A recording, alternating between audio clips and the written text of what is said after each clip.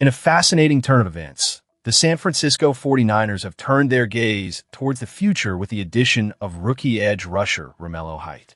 Drafted with the 70th pick in this year's NFL Draft, Height is eager to carve out his role in the red and gold, and he's looking to one of the league's elite for guidance, Nick Bosa.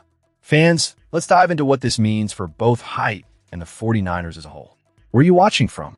Leave your thoughts in the comments below. Height's arrival comes at a crucial time for the 49ers, especially considering the challenges the team faced last season. The pass rush was decimated by injuries, particularly to key players like Bosa and Michael Williams, who are still on the road to recovery from season-ending ACL injuries. This left a gaping hole in San Francisco's defensive scheme, one that Height is expected to help fill. Looking back to his college career, Height's stats tell a story of potential waiting to be unleashed. While he recorded a modest 6.5 sacks over his first 5 seasons, he turned a corner in his final year, notching a career-high 10 sacks and 11.5 tackles for loss. This breakout performance surely caught the 49ers' attention, and now, with the pressure of the NFL on his shoulders, Height is determined to learn from the best. I can't wait to talk to him and, see how he go about his day and see how he carry himself, Height expressed to reporters.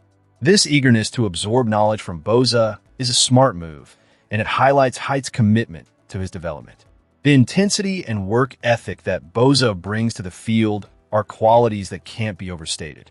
For a rookie, having a mentor of Bosa's caliber can be pivotal. Bosa's track record speaks volumes. With 64.5 career sacks under his belt, despite his own battles with injuries, he's established himself as one of the league's premier edge rushers. Height's ability to learn Bosa's technique and approach could be the difference between merely existing on the roster and making a significant impact on the field. The 49ers desperately need players who can consistently generate pressure, especially after a season marred by injuries and underperformance in that department. The expectations for Height are clear. He needs to develop his technique and find ways to contribute on the field, whether that's through rotational play or stepping up when called upon. The 49ers are banking on Height to add depth, and his performance in the post-draft rookie minicamp will be closely scrutinized. As the team prepares to enter the next chapter, the stakes are high. Height's journey is just beginning, but the path he takes will be influenced heavily by his relationship with Bosa. If he can channel the intensity and preparation that Bosa exemplifies, there's no telling how impactful he could be for San Francisco's defense this season. As we look ahead, let's keep an eye on Height's development and the role he will play in a revitalized 49ers pass rush. Up next, we'll discuss some crucial updates regarding the team's ongoing efforts to bolster their roster through trades and free agency. As the offseason progresses, one of the most pressing questions for the San Francisco 49ers is who will step up to return kicks and punts. With Skyy Moore now donning the colors of the Green Bay Packers, the 49ers are left needing to find a suitable replacement for a role that is crucial to their special teams unit. Special teams coordinator Brant Boyer recently provided insight into the situation, indicating that there are between 5 to 7 players vying for these pivotal spots. He emphasized that the team might approach the kick and punt return roles differently, as some candidates have stronger backgrounds in one area compared to the other. This strategic flexibility could be key for the 49ers as they navigate through their options. Initially, fans should keep an eye on names like Junior Bergen, Jacob Cowing, and Christian Kirk. Each brings a unique skill set to the table. Boyer also mentioned Ricky Pearsall and rookie undrafted free agent Will Pauling as potential candidates. Furthermore, Isaac Guerendo, who has experience returning kicks, and Jordan Watkins, who has a history of returning punts in college, could round out the list as the 6th and 7th options. What's intriguing is that while many of these players have experience in returning punts, only a handful are reliable kick returners. Pearsall had some success returning punts for the 49ers last year, while Watkins explored punting in the preseason. Kirk has a track record of returning punts during his NFL career, but kicks? That's a different story entirely. Cowing has had limited opportunities in kick returns, and while Pauling may be a fresh face, he hasn't shown much in that area during his college career. This leads us to focus on Junior Bergen and Guerendo. Guerendo returned 6 kicks last season, but the coaching staff seems hesitant to fully trust him in that capacity moving forward. Bergen, on the other hand, is viewed as a return specialist with the versatility to handle both duties. However, injuries last season kept him from proving himself, leaving fans and analysts wondering if he can stay healthy enough to fulfill that potential. The situation is certainly fluid, and while the 49ers have a plethora of options for punt returns, their leading candidates for kick returns remain uncertain and are not even guaranteed spots on the final roster. Fans must ask themselves, can any of these emerging talents rise to the occasion and challenge the current best candidates? As we dissect this special teams conundrum, it's crucial for the faithful to weigh in.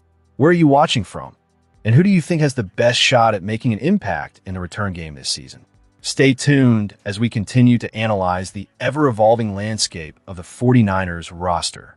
As we dive into the final segment of today's coverage, the spotlight shifts to Derrick Lewis, a fighter who has electrified the heavyweight division with his raw knockout power and unique personality.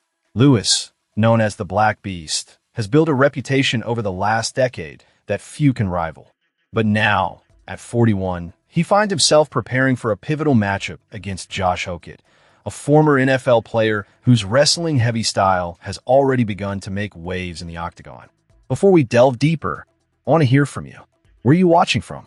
Drop your thoughts in the comments below about this matchup and what you expect from Lewis as he steps back into the cage. Lewis is a fighter with a storied past, hailing from New Orleans and later settling in Houston. His journey hasn't been easy, marked by a challenging upbringing that only fueled his ambition. Initially trained in boxing, Lewis made the transition to MMA and has since become a household name in the UFC since his debut in 2014. His ability to end fights with a single punch, often when least expected, has made him one of the most dangerous heavyweights in the sport. Now, as he prepares to face Hokit, who made his UFC debut in 2025 after a brief stint with the San Francisco 49ers, the stakes couldn't be higher. Hokit is aiming to make a statement in his second fight, while Lewis is looking to preserve his legacy as one of the greatest knockout artists in UFC history. With 16 knockout victories to his name, he holds the record for the most in UFC history, a testament to his explosive striking ability and relentless fighting style. Derrick Lewis has faced some of the biggest names in heavyweight history. He has defeated top-tier fighters like Curtis Blades, Alexander Volkov, Chris Daukaus, and Roy Nelson. Each of these victories has not only added to his illustrious record, but has also showcased his resilience and ability to rise to the occasion, particularly in high-stakes situations. His title fight against Daniel Cormier in 2018 may not have ended in victory, but it solidified his status as a top contender and a fan favorite. As he gears up for this fight, Lewis has made headlines not just for his fighting, but for his outspoken nature. He recently remarked about Hokit, stating, "I don't even know nothing about him, but I heard that he is just a clown." This comment reflects Lewis's confidence and his ability to engage the audience, creating an atmosphere that is as entertaining outside the octagon as it is within. But as we analyze this matchup, it's essential to consider where Lewis stands at this stage of his career. While he remains a formidable opponent, the question of age and its impact on performance looms large. Can a fighter of his caliber continue to compete at the highest level against a younger, less experienced, but hungry opponent like Hokit? This is a critical moment not just for Lewis, but for the heavyweight division as a whole.